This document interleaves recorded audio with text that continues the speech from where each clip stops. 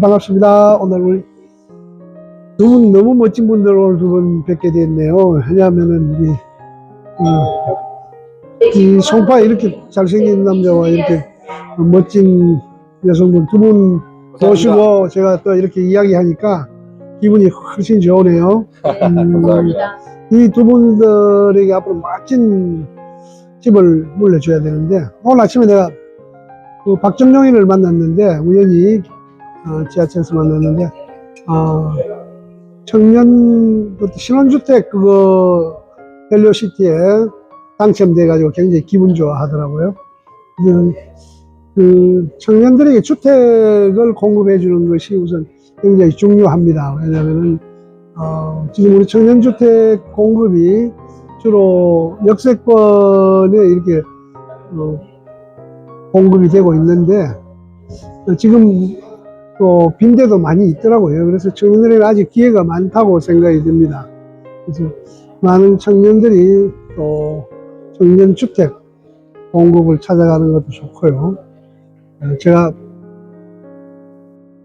그 영어로 노마드라는 말이 있습니다. 노마드가 뭐냐면은 유목민이라는 뜻입니다. 유목민이라는 뜻이 원래 우리 이 조선 우리 민족은 기마민족이라기도 하고 유목민족이라고도 합니다. 예를 들어서 북방민족들이 대부분 유목민이었기 때문에 우리가 이제 정착해서 이 벼를 재배하고, 그래서 오늘날 벼를 재배한다면 곡식을 저장하게 되고 그렇게 저장하면서 이제 지금 이 따뜻한 이 한반도로 내려와서 우리가 이른바 사만 시대를 열어서 그 이후에 우리 역사 시대를 열다 보니까 이제 우리는 계속 정착하는 농경사회 민족이 되었습니다.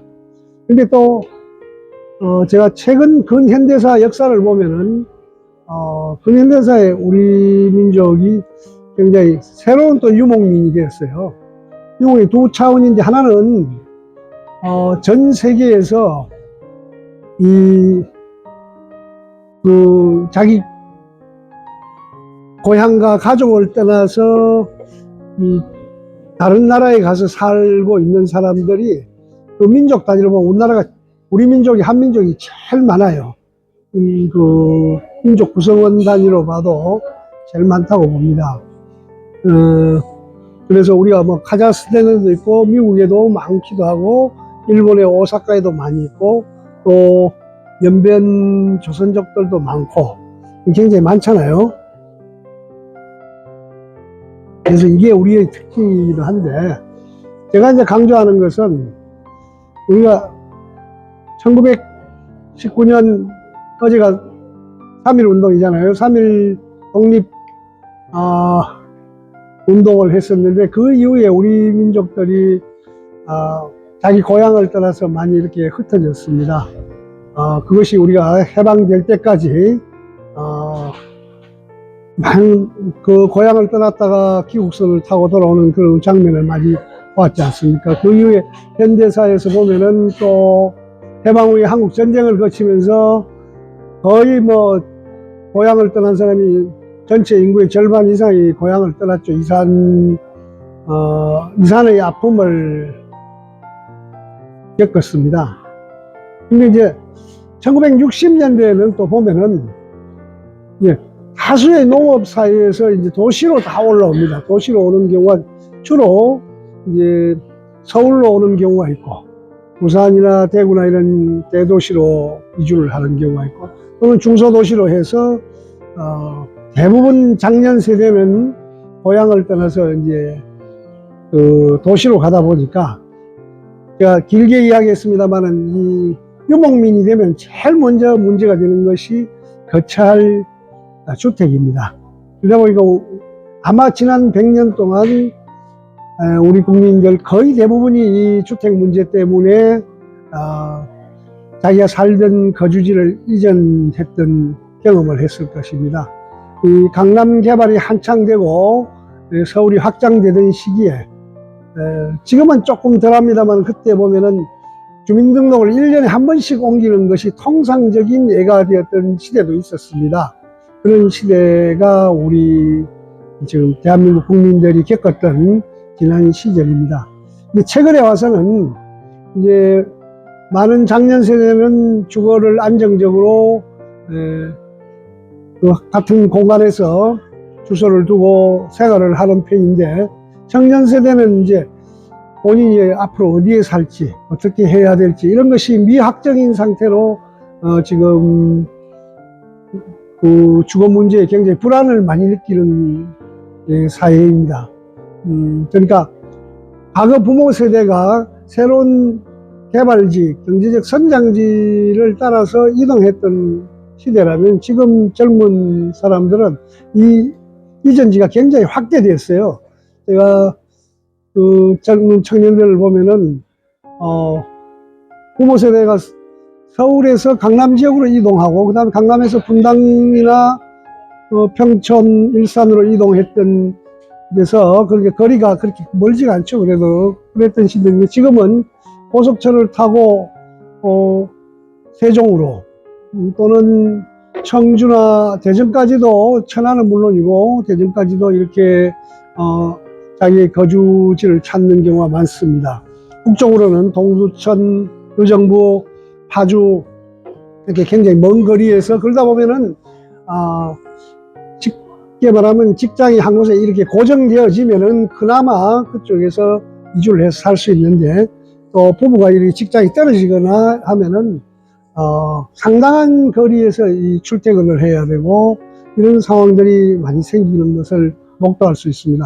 여기 우리 잠실에도 보면은 이 환승센터에 가면은 경기도 일원으로 출근하는 사람, 또 그쪽에서 이쪽으로 출근하는 사람, 이런 사람들이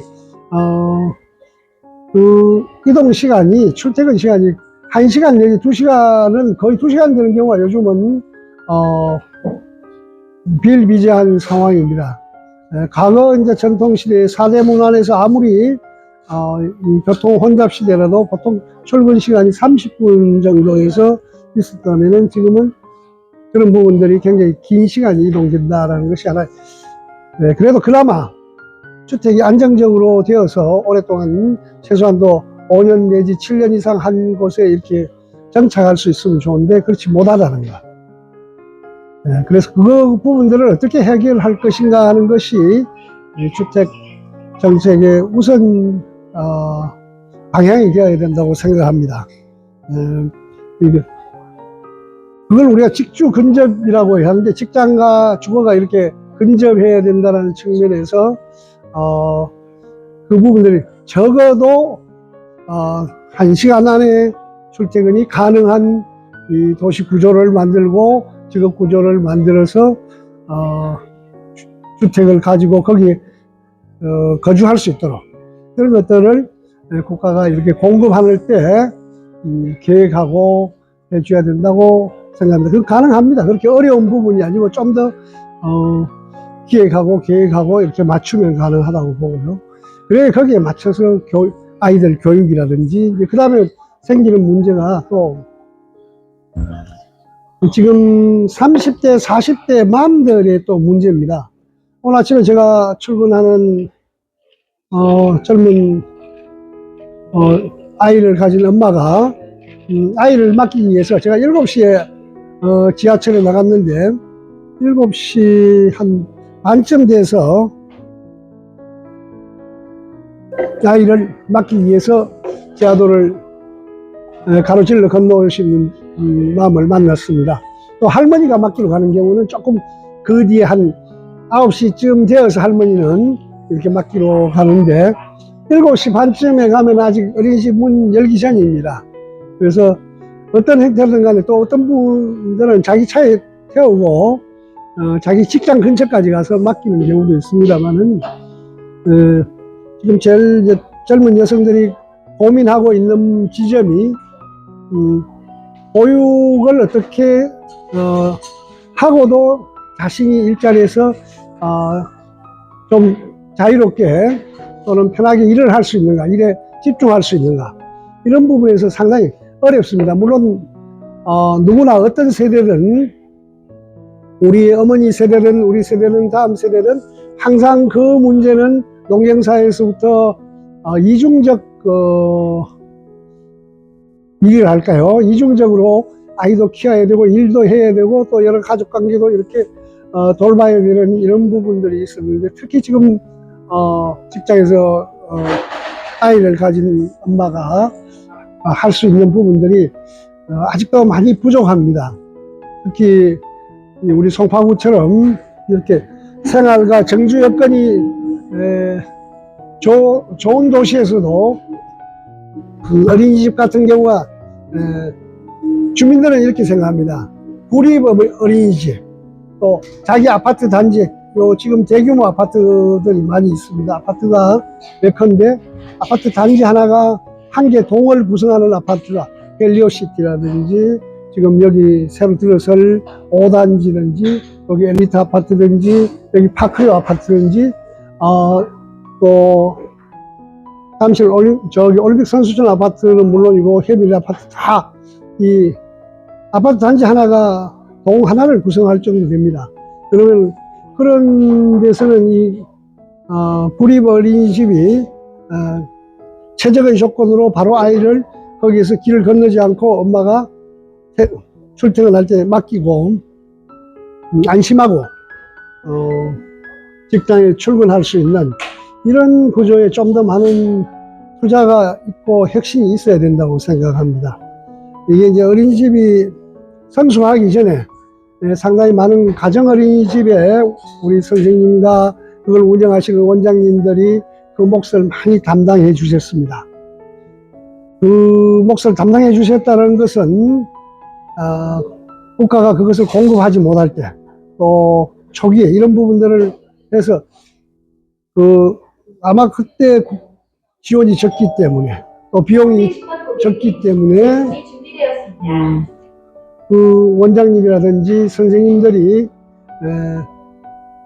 낮은 월급에 또는 거의 수익을 가져갈 수 없는 그런 상태에서 헌신적으로 했던 것은 사실입니다. 근데 이제는 국가가 이 보육 부분을 책임져야 되는 단계에 왔기 때문에 국가가 충분한 예산을 해서 그 엄마가 30대 또는 40대 초반의 그 마음이 안심하고 일할 수 있고 아이를 이렇게 기를 수 있는 이 기반을 만들어주는 것이 우리 사회의 새로운 문제이기도 하고, 이 부분도 서구 사회에서 조금 이미 다 겪었던 일들입니다. 그런데 그 부분들을 우리가 못하는 이유는 뭐냐면은 다른 사회 제도가 잘 안 되어 있어요. 왜냐하면 거기에 있는 선생님이라든지 또는 이분들에 대한 사회적 차별, 일반 공교육기관에 있는 교사나 이런 하고 차이가 있기 때문에 생기는 현상이고요. 또 이것이 학교는 지금 적어도 3, 4천 페이지 또는 10,000평 가까운 부지의 학교를 만들어서 아이를 키우는데 이 어린이집은 아주 소규모로 아직 그런 부분들이 이 공보육이라는 이런 부분들의 개념이 정확하게 자리를 잡지 못하고 있는 거예요.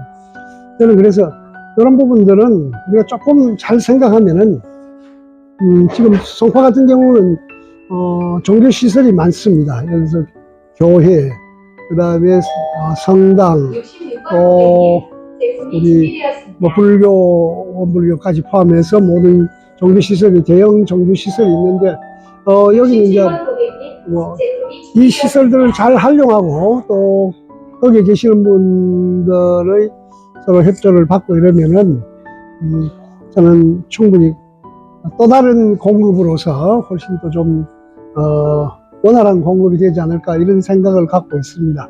그래서 그런 부분들도 한번 우리가 모델을 만들어 보면은 다른 지역도 이런 부분들을 아주 조금 국가가 충분한 지원을 하고 또 사회적으로 사회단체가 조금 봉사하고 하면은 다른 데보다는 훨씬 좋은 보육을 공급할 수 있을 것이라고 생각합니다. 오늘 이만 하겠습니다. 감사합니다.